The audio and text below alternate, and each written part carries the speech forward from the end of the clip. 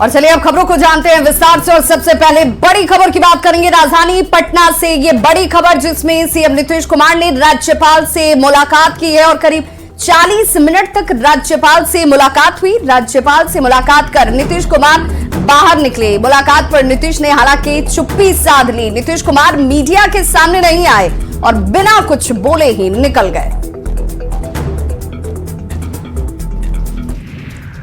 आपको बता दें कि मुलाकात के दौरान मंत्री विजय चौधरी भी राजभवन में मौजूद रहे। सरकारी कार्यक्रम से सीधे नीतीश कुमार राजभवन गए थे। सरकारी कार्यक्रम में तेजस्वी यादव भी उनके साथ थे। सूत्रों के हवाले से खबर है कि 5 यूनिवर्सिटी में वीसी की नियुक्ति को लेकर ये मुलाकात की गई थी।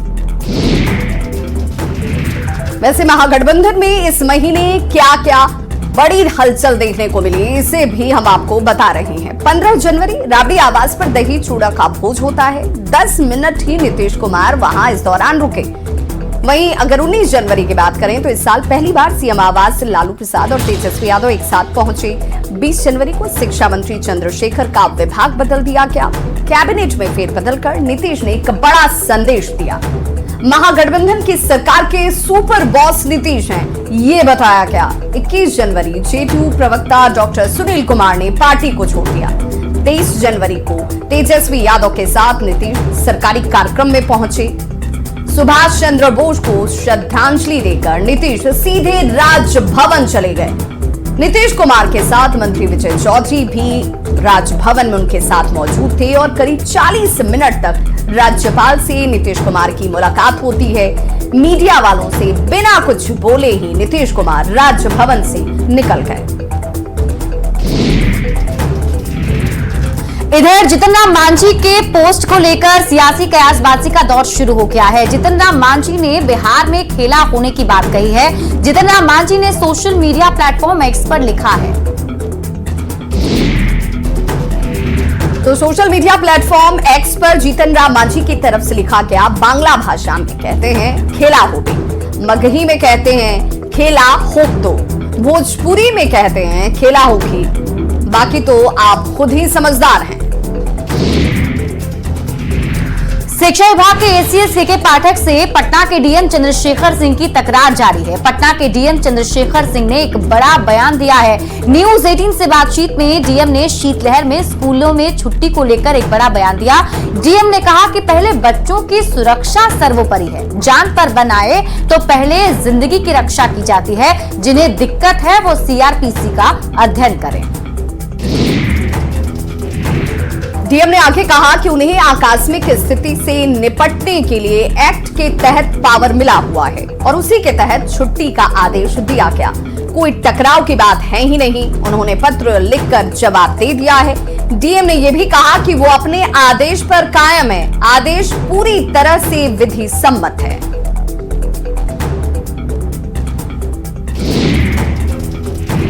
तो पटना जिले में डीएम के आदेश को आखिरकार दरकिनार करते हुए स्कूल तो खोल दिए गए हैं, लेकिन अभिभावकों और बच्चों ने स्कूल आने से हाथ खड़ा कर दिया है। पटना के शेखपुरा मध्य विद्यालय में जब न्यूज 18 की टीम पहुंची तो उपस्थिति की पोल खुल गई और बताया जा रहा है कि नामांकित 608 बच्चों में मात्र 8 बच्चे ही स्कूल में पहुंचे थे और उन बच्चों में भी असमंजस की स्थिति बनी हुई थी।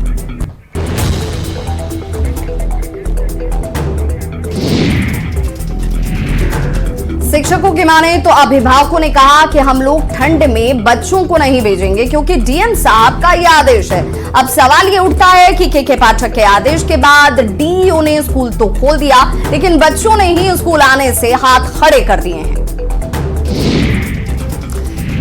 बढ़ते आगे, जमुई जिले में बीते कई दिनों से ठंड से लोग काफी ज्यादा परेशान हैं। ठंड का कहर इस कदर है कि कनकनी और पछुआ हवा ने जीना मुहाल कर दिया है। वहीं स्कूल में भी अब छुट्टी जो है वो हटा दी गई है। तो ठंड के कारण बच्चों की उपस्थिति अब बहुत कम ही देखी जा रही है। ठंड के कारण कई परिवार वाले अपने बच्चों को स्कूल नहीं भेज रहे हैं। जमुई जिले के सदर प्रखंड के मध्य विद्यालय खड़गौर में पहले से 8वीं तक की पढ़ाई होती है और लगभग 200 बच्चे नामांकित हैं यहाँ। वहीं ठंड की वजह से मात्र 30 बच्चे ही स्कूल पहुंचे। बिहार के नए शिक्षा मंत्री आलोक मेहता ने अपना पदभार ग्रहण कर लिया है। शिक्षा विभाग के अपर मुख्य सचिव के पाठक ने नए शिक्षा मंत्री का स्वागत किया। के पाठक ने आलोक मेहता को गुलदस्ता भेंट किया।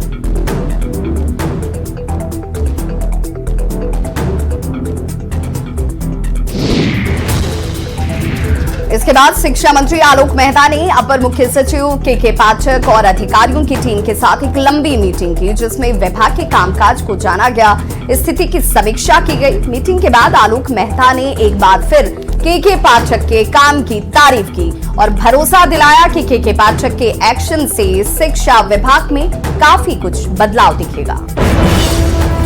और इसी बीच रुक कर लेते हैं बड़ी खबर की। पटना से आपको बड़ी खबर बता दें, बिहार प्रशासनिक सेवा के 18 अधिकारियों का तबादला किया गया है। बिहार प्रशासनिक सेवा के अधिकारी का तबादला हुआ है। सामान्य प्रशासन विभाग की तरफ से अधिसूचना जारी कर दी गई है। कई जिलों में नए उप विकास आयुक्त की पोस्टिंग की गई है। कई अनुमंडल के एसडीओ भी बदले गए हैं। आपको बता दें, वैशाली के डीडीसी, दरभंगा के डीडीसी बनाए गए हैं। वहीं वैशाली के एडीएम, पूर्णिया के नगर आयुक्त बनाए गए हैं। तो इस वक्त की बड़ी खबर आपको पटना से बता रहे हैं, जहां बिहार प्रशासनिक सेवा के अधिकारियों का तबादला किया गया है। सामान्य प्रशासन विभाग की तरफ से इसको लेकर अधिसूचना जारी कर दी गई है। जानकारी के मुताबिक कई जिलों में नए उप विकास आयुक्त तय किए गए हैं और कई अनुमंडल के एसडीओ भी बदले गए हैं।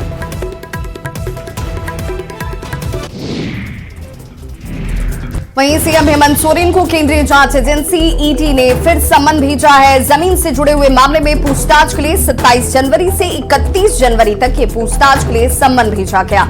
ईडी की ओर से 29 जनवरी तक पूछताछ के लिए समय बताने को कहा गया है।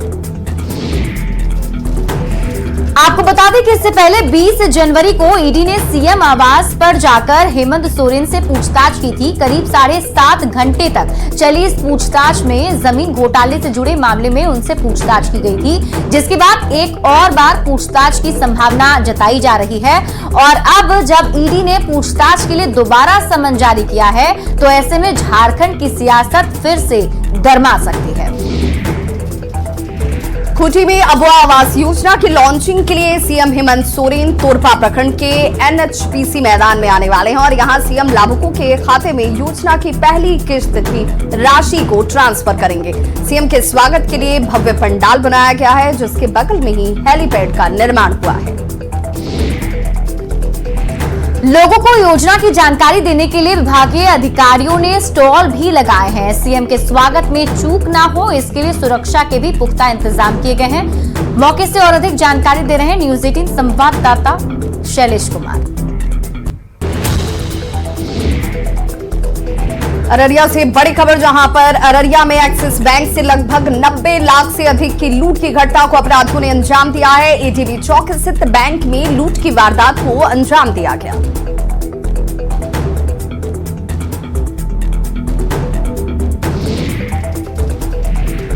बताया जा रहा है कि 6 हथियारबंद अपराधियों ने इस वारदात को अंजाम दिया है। 2 राउंड फायरिंग की भी सूचना मिल रही है। घटना की सूचना पर एसपी अशोक कुमार सिंह मौके पर पहुंचे और पुलिस पूरे मामले की जांच पड़ताल में जुट गई है।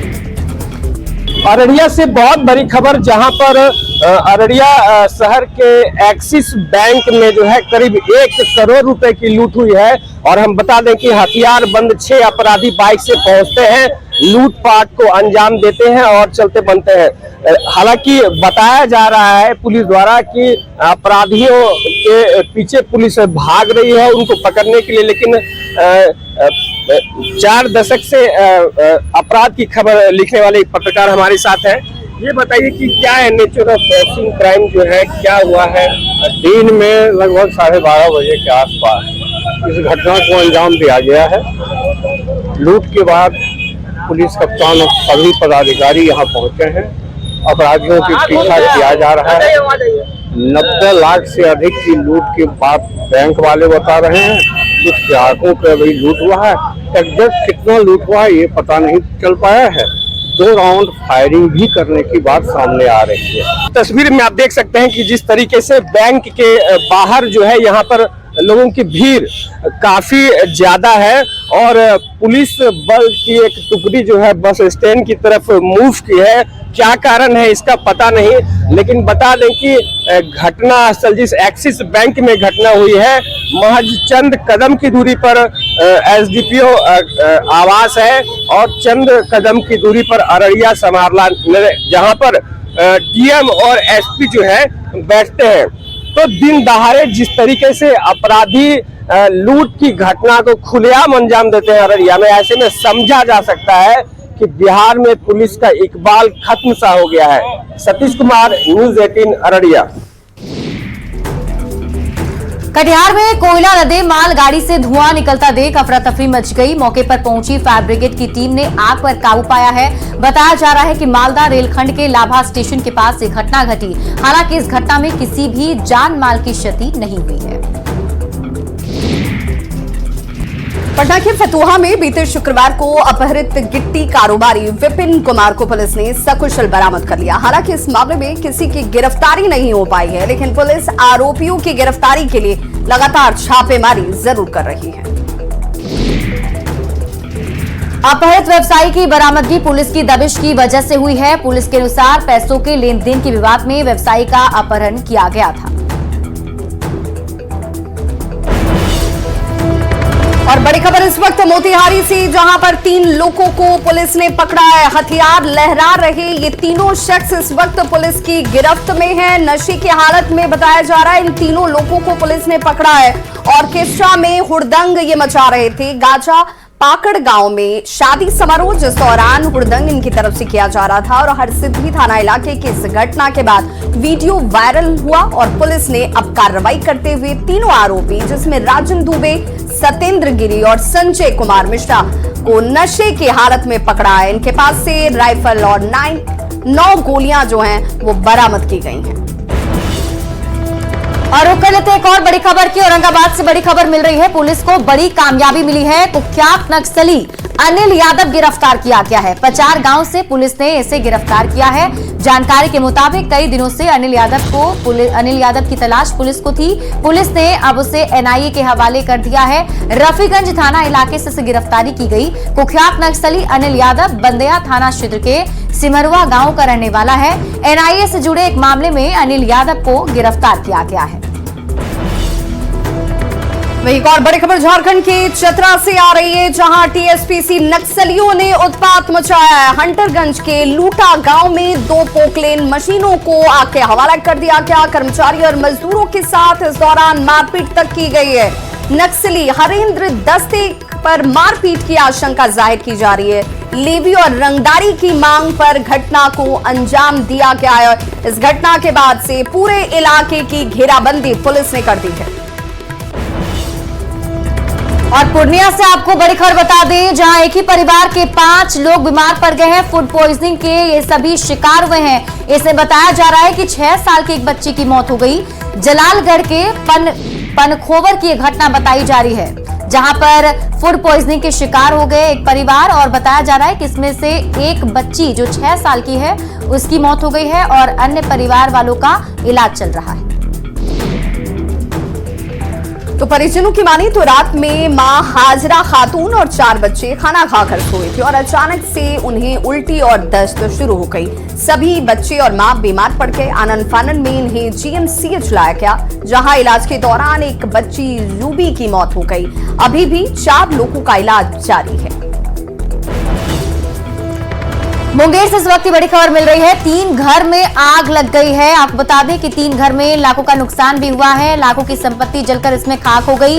बंगाली टोला में आग लगी है। बरियारपुर क्षेत्र की घटना बताई जा रही है। हालांकि आग पर काबू पा लिया गया है। निरंजन मंडल की झोपड़ी में पहले आग लगी थी और देखते ही देखते आग ने आसपास के दूसरे घरों को भी अपनी चपेट में ले लिया, जिसके कारण 3 घर जलकर खाक हो गए हैं। आग इतनी भयावह थी कि जब तक आग पर काबू पाया जाता तब तक लाखों की संपत्ति जलकर खाक हो चुकी थी। हालांकि बाद में गांव वालों की मदद से दमकल की टीम ने आग पर काबू पा लिया।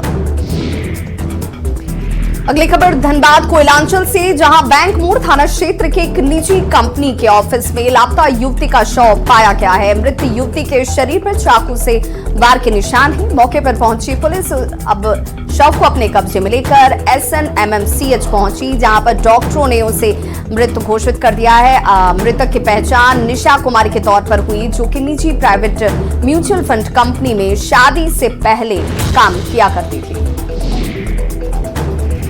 पिछले 7 दिसंबर को उसकी शादी रांची में हुई थी, जिससे 15 दिन पहले उसने काम करना छोड़ दिया था।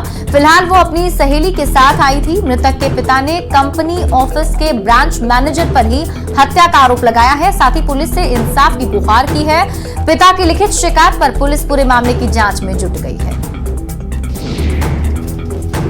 बांका शहर चांदन और ओढ़नी नदी के तट पर बसा हुआ है और नगर परिषद स्वच्छता के नाम पर करोड़ों रुपए खर्च तो करती है, लेकिन शहर का पूरा कचरा नदी में ही डाला जाता है। लिहाजा नदी के किनारे रहने वाले लोगों को अब कचरे से निकलने वाली बदबू से जीना मुहाल हो गया है। वातावरण दूषित होने के कारण लोगों को काफी परेशानी होती है। कचरा प्रबंधन को लेकर लोगों में अब नाराजगी देखी जा रही है। और राजधानी में शीतलहर और कोहरे का डबल अटैक देखने को मिल रहा है। दिल्ली NCR में अभी और ठंड जो है लोगों को सताने वाली है। दिल्ली NCR में ठंड के साथ साथ घने कोहरे का असर साफ नजर आता है। दिल्ली आने वाली कई ट्रेनें धुंध की वजह से विलंब से चल रही हैं। दिल्ली में कपकपाती की ठंड का दौर जारी है। राजधानी में आज सुबह से ही शीतलहर भी चल रही है। कल कई दिनों के बाद दिल्ली में धूप देखने को मिली थी, जिससे लोगों को ठंड से हल्की राहत महसूस हुई थी, लेकिन ये राहत सिर्फ कुछ समय के लिए ही रही। मौसम विभाग के अनुसार अभी कड़ाके की सर्दियों के दिन बाकी हैं। ठंड की वापसी के आसार बने हुए हैं। दिल्ली और नोएडा में शीतलहर और कोहरे का अलर्ट जारी किया गया है। आज शीतलहर के साथ ही कुछ इलाकों में घना कोहरा भी देखने को मिल रहा है। वहीं बिहार के सिवान की बात करें तो सिवान में भी कड़ाके की ठंड का सितम लोगों पर जारी है। सिवान में सुबह से आसमान से गिर रहे ओस की बूंदें और कुहासा लोगों की मुसीबत को बढ़ाती नजर आ रही है। पूरा सिवान कुहासे की चादर में मानो लिपटा हुआ है और विजिबिलिटी काफी कम हो गई है, जिससे वाहन चलाने में भी लोगों को काफी परेशानी का सामना करना पड़ रहा है। कुहासा की वजह से जहां वाहन की रफ्तार पर ब्रेक लग गई है। तो बिहार में कड़ाके की ठंड जारी है। कोहरे की चादर में पूरा पटना शहर जो है वो लिपटा हुआ नजर आता है। कई जिलों में तापमान 5 डिग्री सेल्सियस से भी नीचे पहुंच चुका है। मौसम विभाग की माने तो अगले 24 दिनों तक इसी तरह की स्थिति बनी रहेगी। और राम की नगरी अयोध्या राममय है। प्रभु श्री राम अपने भक्तों को दर्शन दे रहे हैं। ऐसे में धनबाद की श्रद्धालु सरस्वती देवी ने अपना कठिन मौन व्रत तोड़ दिया है। वे पिछले 30 साल से मौन व्रत पर थी। तो अयोध्या में प्रभु श्री राम के दर्शन करने के बाद न्यूज 18 पर उन्होंने अपना मौन व्रत तोड़ा। सबसे पहले न्यूज 18 से बात करते हुए उन्होंने सीताराम बोला और कहा कि मन आनंदित है। प्रभु श्री राम के दर्शन हुए और मेरा प्रण पूरा हुआ। आपको बता दें, कल अयोध्या में हुए कार्यक्रम का सीधा प्रसारण समस्तीपुर में भी कई जगहों पर किया गया। मोरवा स्थित बताया जा रहा है कि एक मैदान में ये प्रसारण किया गया था, जिसमें जानकारी के मुताबिक केंद्रीय गृह राज्य मंत्री नित्यानंद राय भी मौजूद थे। और जैसे ही रामलला की प्राण प्रतिष्ठा संपन्न हुई, जय श्री राम के जय घोष के साथ ही पूरा इलाका गूंज उठा। नित्यानंद राय ने एक दूसरे को गुलाल लगाकर खुशी का इजहार किया। तो इस बुलेटिन में बस इतना ही, लेकिन न्यूज 18 बिहार झारखंड पर खबरों का सिलसिला लगातार जारी है।